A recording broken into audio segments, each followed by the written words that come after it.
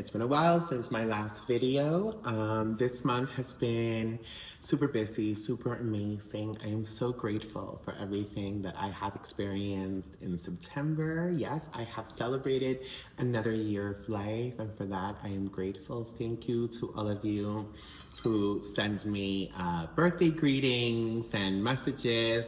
I have read so many of them. I am still going through text messages, so if I have not responded to your text message, please know that I'm grateful. Thank you so much, and I will be getting to you.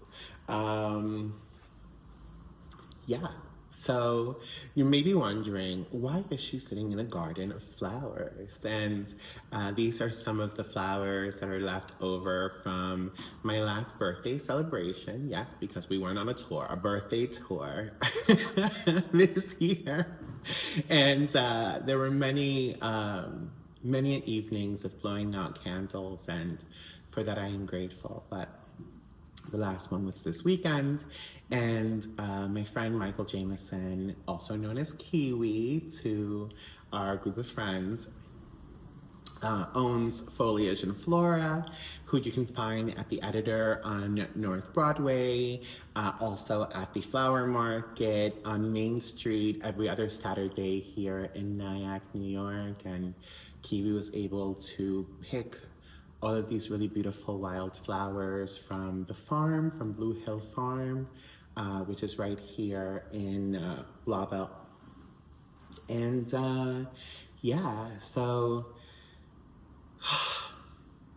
I guess I'll get started. We've been talking a lot about, like, you know, doctors, experience, hormones, family, like the social, medical aspects of being trans, with a target on, you know, trans women specifically who are coming out or stepping into their truth in their 30s and their 40s. And beyond, right? Because we have community members who are stepping into their truth in their 60s and their 70s, which is really fantastic. Anytime that somebody could live authentically, it's a good time. There's nothing like stepping out into the world, into, you know, the light of day as who you are. But there has been a lot of questions surrounding faith and mental health, and I wanted to talk a little bit about that. I want to invite anybody who has any questions about trans people to reach out, send me your questions. I will try to answer them to the best of my capabilities, with an understanding that I am one trans person.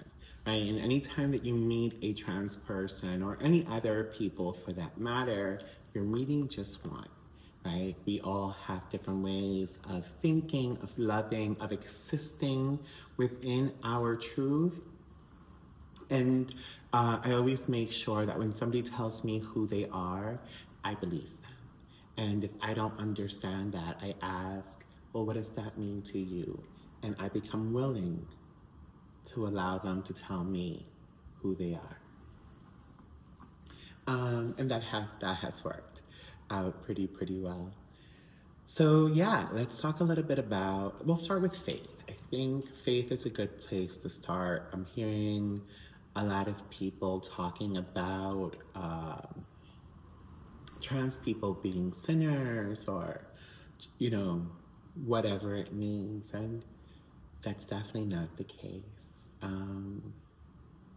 I think humans could be are sinners. Like, nobody's perfect. Perfection doesn't exist. But being a sinner merely for existing, no, that's not the way that works. A lot of us do believe. A lot of us have a very strong belief in a higher power. And that may look very different for each and every one of us.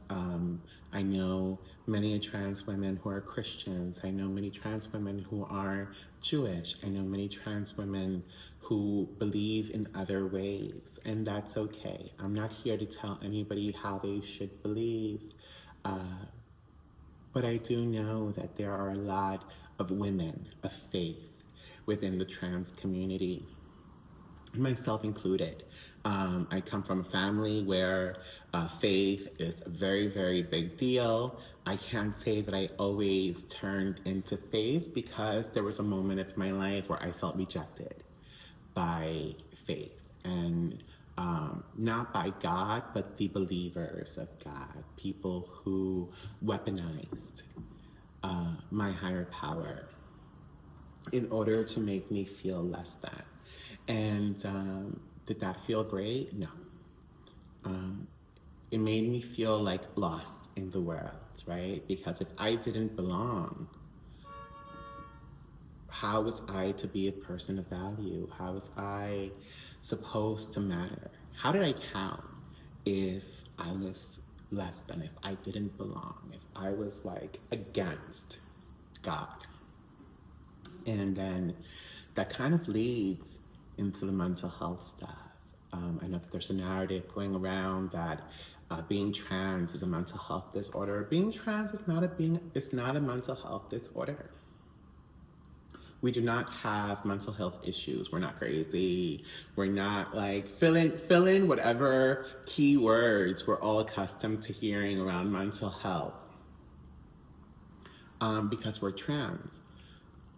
But we do experience mental health stuff for other reasons, and the rejection of society is a big one, right? Like in the same ways that some of us are rejected by our faith or by the people who follow faith.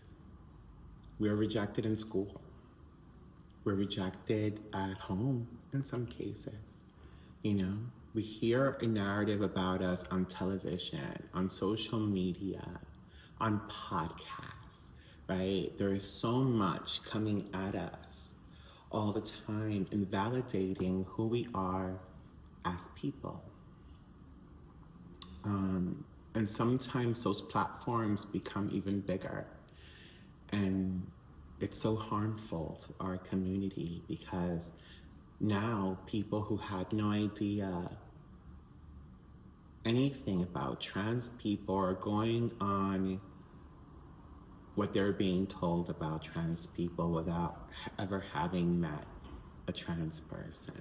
I think about what it was like when I was growing up. Like, I only knew one trans woman, which I've spoken about in other videos, when I was like a child. But then when I was in my 20s, I was able to meet a lot of trans women in college. I mean, I think I was in my late teens, not even 20s. And it was amazing to know that some of the most beautiful, most wonderful, most caring people that I know are of trans identity. And we have always existed. But I remember 30 years ago, if you asked people if they knew gay people, most people would be like, I don't know, I don't know any gay people, right? And 10 years ago, if you would have asked anybody if they knew trans people, they probably would have been like, I don't really know a lot of trans people. In places like New York and LA and San Francisco and Atlanta and all like the major cities, if you ask somebody if they know a trans person, they're gonna be like, oh yeah, there's like 5 trans people. You're gonna see us everywhere. You're gonna see us at the grocery store. You're gonna see us at the mall. You're gonna see us at the movies. We're going to, like, we are part of society. And why are we a more visible demographic than we have ever been? It's because for so long, we were not able to exist in our truth, right? And laws were made to allow us to step into our truth in a way where we have dignity and honor, you know? That's everything. It is absolutely everything. So for so many people, I encourage you to be willing to get to know trans people, you know? We're not always here to answer all of your questions. I am encouraging you to send me questions if you would like to know anything about my community. And again, I can only answer it from my perspective, but I will always consult other trans people if it's something beyond what I can answer as an individual and give you the most accurate answer that I can. But not all trans people want to answer your questions. Not all trans people want to discuss their transness all the time, because at the end of the day, all we want is just to be real people, like everybody else. You know, we want to wake up in the morning, we want to shower, we want to go to work, go to school, fill in the blank.